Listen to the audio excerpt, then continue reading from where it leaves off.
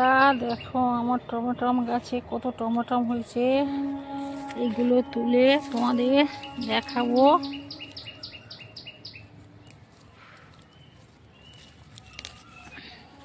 ও একটা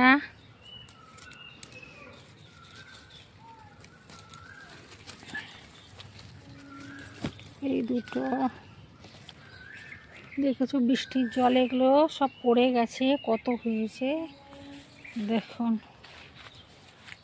আরও ওদিকে আছে গাছ, পাখিতে সব খেয়ে নিচ্ছে, বুলবুলি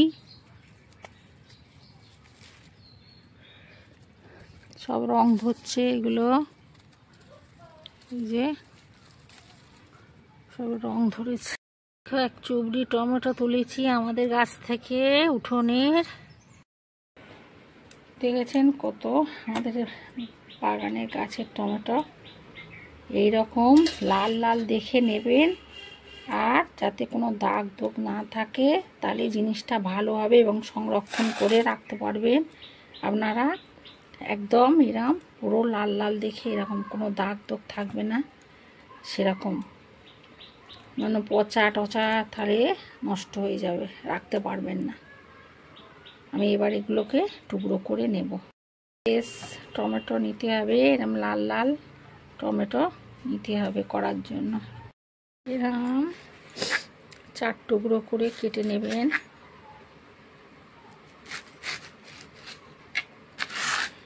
এরকম 4 টুকরো করে টমেটোটা কেটে নেবেন, এইভাবে করে নেবেন। লোহার জিনিসটা কম ব্যবহার করবেন, এতে ভালো থাকবে। সবসময় স্টিলটা ব্যবহার করবেন সব কিছুতেই, তাহলে জিনিসটা ভালো থাকবে, ফানগ্লাস হবে না। 4 টুকরো করে কেটে নেবেন। টমেটোগুলো সব আমার কাটা হয়ে গেছে, এবারে দেখুন কি করব। ওগুলো কাটা হয়ে গেছে। এই সময় টমেটোটা সস্তা হয়, 8-10 টাকা করে কিলো হয়। এই সময় আপনারা কিনে সংরক্ষণ করতে পারেন, বাড়িতেই করবেন সহজ পদ্ধতিতে। এটা করা আপনারা রেখে দিতে পারেন। দেখুন আমি এই টমেটোগুলো কেটে রেখেছি, একটা টমেটোকে 4 টুকরো করে। প্রেসারটা আমি বসিয়েছি, এই প্রেসারের মধ্যে এগুলো সিদ্ধ করে নেব। আপনারা কড়াইও করতে পারেন। আমি এই দিয়ে দিচ্ছি টমেটোটা, সামান্য একটু নুন দিয়ে দিলাম যেন তাড়াতাড়ি এটা সিদ্ধ হয়ে যায় বা গলে যায়। পেঁয়াজ দিয়ে দিলাম, টুকুয়া রসুন, আর এইটুকু আদা দিয়ে দিলাম, আর 4টে শুকনো লঙ্কা দিয়ে দিলাম। টুকুয়া রসুন দিয়েছি, আর 2-3 কোয়া দিয়ে দিলাম। 3টে সিটি দেব, দিয়ে আমি এই ঢাকা 3টে সিটি হয়ে গেল। আর এটা ঠান্ডা হলে ঢেলে ফ্যানের তলায় রেখে ঠান্ডা করে নেব, নিয়ে মিক্সিতে ভালো করে বেটে নেব। ফ্যানের তলায় এটা ঠান্ডা করে নিয়েছি, দিয়ে এটাকে মিক্সিতে বেটে নিয়েছি। কত সুন্দর কালার এসছে দেখুন। আমি তো কোনো রং টং মেশাইনি, বাজারে সব যেগুলো বিক্রি হয় সেগুলো রং মেশায়, নানা রকম আর কেমিক্যাল মেশায়। ওর থেকে আপনারা ঘরে এরা বানিয়ে নিন, তাহলে জিনিসটা অরিজিনাল এবং ভালো পাবেন। কত সুন্দর দেখুন রংটা এসেছে, দেখুন কত সুন্দর কালারটা এসছে। এবার এটাকে আমি ছেঁকে নেব। আপনাদের যদি একটু লাইলন থাকে, নতুন লাইলন, তাইতে করে আপনারা ছেঁকে নিতে পারেন, বা জুসার থাকলেও জুসারে ছেঁকে নিতে পারেন। নিয়ে বা বড় ছাঁকনি যদি থাকে সেতেও ছেড়ে নিতে পারেন ছেঁকে। আমি একটা নতুন লাইলন নিয়েছি, লাইলনে এই দিয়ে 1 হাতা করে এর উপর দিচ্ছি, লাইলনের উপর দিয়ে আমি দানাগুলো খোসাগুলো সব ফেলে দেব। কিভাবে এর পাল্পটা বার করি দেখুন। এইটা এক জায়গায় করব, করে এই দেখুন এটা ধরে আস্তে আস্তে করে এরম চাপ দিলেই এর পাল্পটা বেরিয়ে যাবে।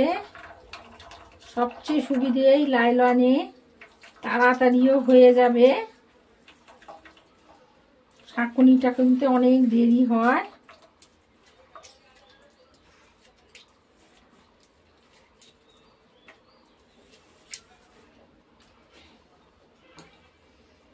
হয়ে গেল। দেখুন কতটা নোংরা বেরিয়েছে, দানা আর এই খোসা। 3 হাতা ছেঁকেছি, তার মধ্যে এতটা বেরিয়েছে। দেখুন সবচেয়ে তাড়াতাড়ি এই লাইলনে হয়। দেখুন একটুখানি এরম করে আস্তে করে চিপ একটু ডললেই হয়ে বেরিয়ে যাবে এর পাল্পটা, অর্থাৎ শাঁসটা বেরিয়ে যাবে, খোসাটা আর দানাটা লাইলনেতে আটকে যাবে।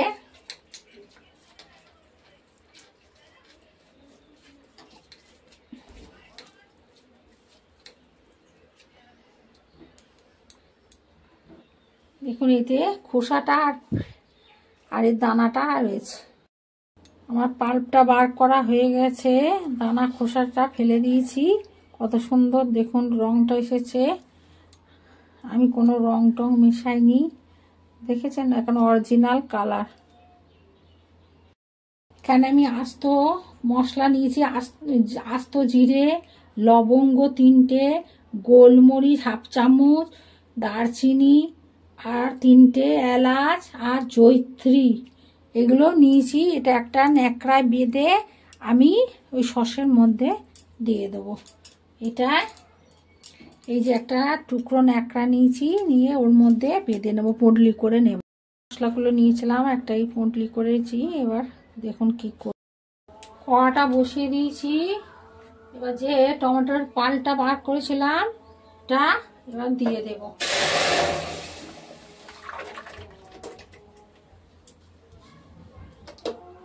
মধ্যে দিয়ে দিলাম টমেটোর পালটা, আর এই যে পুঁটলি করেছিলাম, যে মশলা আস্ত মশলার যে পুঁটলিটা এর মধ্যে দিয়ে দিলাম।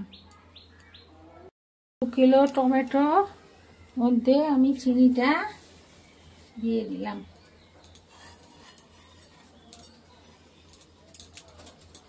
এবার ফুটে একটু ঘন, নুনটা পরে দেব।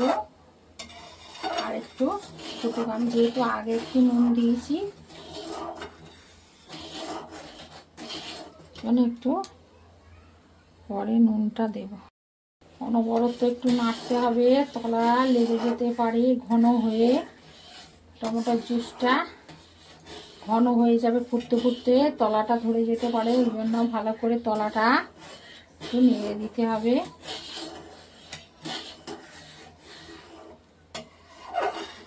ফুটে ফুটে যখন ঘন হয়ে আসবে,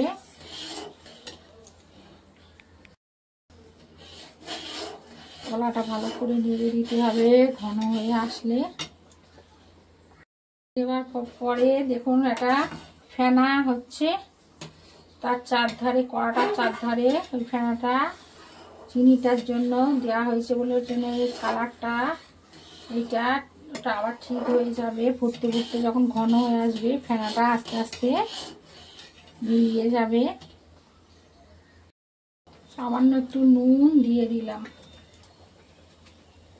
ফুটছে, এই ফোঁটাটা মানে জল আছে এখনো। যখন এই ফোঁটাটা আস্তে আস্তে বন্ধ হয়ে যাবে, তখন জানবেন জলটা নেই, তাহলে কেচাপটা হয়ে গেছে সম্পূর্ণ। আর অনেকে বলে যে ভিনিগার দিলে নাকি সংরক্ষণ করা যাবে, কিন্তু ভিনিগার দিলে সংরক্ষণ হয় না। একটা অ্যাসিড আছে, এটা KMS, পটাশিয়াম মেটাবাইসালফেট, ওইটা 1 গ্রাম কি 2 গ্রাম এরকম দিলে কিলো অনুযায়ী দিতে হয়। দিলে সে এটা ঠান্ডা হলে কেচাপটা যদি সস বলুন কেচাপ বলুন যাই করুন, এটা হয়ে গেলে যেটা ঠান্ডা হবে তখন সেটা দিতে হয়। আমি ভিনিগারটা দিয়ে দিচ্ছি। ভিনিগারটা দিলে কি হবে, একটু টক টক মতো হবে। জল আমরা তো জলটা দিই, কিন্তু দেওয়ার নিয়ম অ্যাসিটিক অ্যাসিড। এই ভিনিগার যেটা দিয়ে তৈরি হয় এটা হচ্ছে অ্যাসিটিক অ্যাসিড। এই অ্যাসিটিক অ্যাসিডটা দিতে হয়। তো আমরা এটা জল ভিনিগারটা যেটা দিয়ে যেটা তৈরি করা আছে, এটাতে জল আর অ্যাসিটিক অ্যাসিড দিয়ে ভিনিগারটা তৈরি করা হয়। এইটা দিলে কোনো কাজের হয় না, টক ভাবটা অতটা আসে না। এই অ্যাসিটিক অ্যাসিডটা দিলে টমেটোর সাথে টক ভাবটা আসে। একটু ভিনিগার দিয়ে দিলাম। আপনারা যে বোতলে সংরক্ষণ করবে, কাঁচের বোতল হলে তো খুবই ভালো। যদি একান্ত কাঁচের বোতল না থাকে তাহলে কোল্ড ড্রিঙ্কসের যে ছোট ছোট বোতলগুলো আছে ওইটা আপনারা সংরক্ষণ করতে পারেন। আর মোম গোলাবেন, তার ওপরে দেওয়া হয়ে গেলে ওরকম মোমটা দিয়ে দেবেন, তাহলে আপনারা 1 বছরের বেশিও রাখতে পারবেন। গরম জল করে, উষম গরম জল করে বোতলগুলো ভালো করে জীবাণুমুক্ত করে নেবেন। ভালো করে তলাটা দিয়ে দেবেন।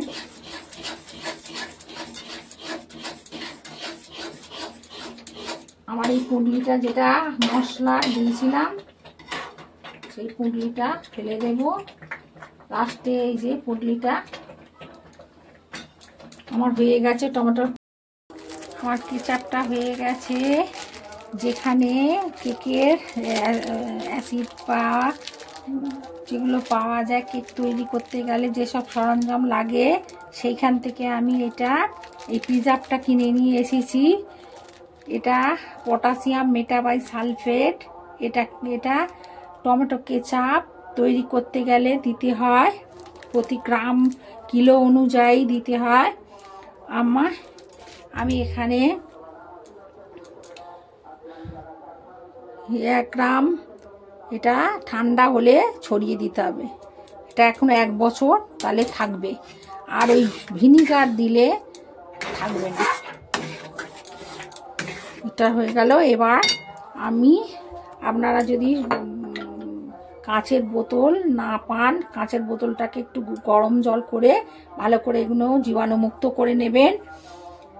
যদি না একান্ত পান, যদি এরকম কোল্ড ড্রিঙ্কসের বোতল, এরকম কোল্ড ড্রিঙ্কসের ছোট ছোট বোতল, অল্পে খরচ হয়ে যাবে। যদি বড় বড় বোতলে রাখেন তাহলে অনেক দিন চলবে, নষ্ট হয়ে যেতে পারে।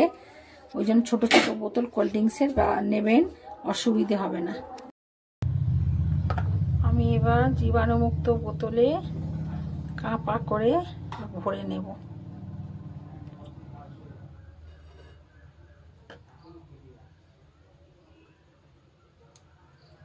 এই পুঁটলিটা মশলার পুঁটলিটা এরকম করে নিয়ে রসটা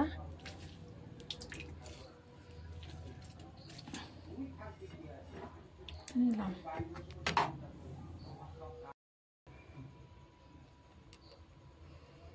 বোতলগুলো জীবাণুমুক্ত বোতলে ভরে নেব। মোমবাতি থাকে তাহলে মোমবাতি একটু গরম করে নেবেন। গলিয়ে নিচ্ছি আগুনে, নিয়ে সিল করে দেব। আপনারা যদি কেউ শিখতে চান তাহলে দক্ষিণ 24 পরগনা বারুইপুরে সেন্টার আছে। আপনারা তাহলে যদি ভর্তি হন তাহলে আমার সঙ্গে বলবেন। মোমটা উপরে দিয়ে দেব যাতে জীবাণু ঢুকতে না পারে। অল্প করে করে প্রত্যেকটা একটু একটু করে মোম দিয়ে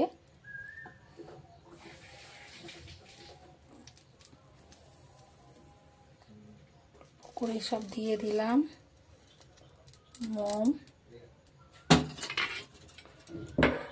এবার এটা ঠান্ডা হলে বোতলটা ছিপিটা দিয়ে আটকে রেখে দেবো। এখন এটা এই 1 বছর চলবে। আপনারা মোমের প্রলেপ দিয়ে দেবেন ওপর, তাহলে আর নষ্ট হওয়ার কোনো সম্ভাবনা নেই। নিচে রাখলেও কোনো কিছু হবে না, ফ্রিজে রাখলে তো ভালো থাকবেই, কিন্তু আপনারা যদি ফ্রিজ ছাড়া ব্যবহার করেন তাহলে মোমের প্রলেপ দিয়ে দেবেন ওপরে, নষ্ট হবে না একদম। টমেটোর কেচাপ কেমন লাগলো জানাবেন। আমার মোমটা হয়ে গেছে, দেখুন শুকিয়ে গেছে। এবার আমি এটা করে লাগিয়ে দেব চিপিটা।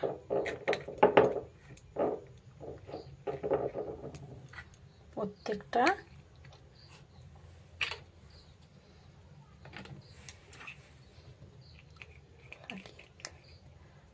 লাগিয়ে দিলাম।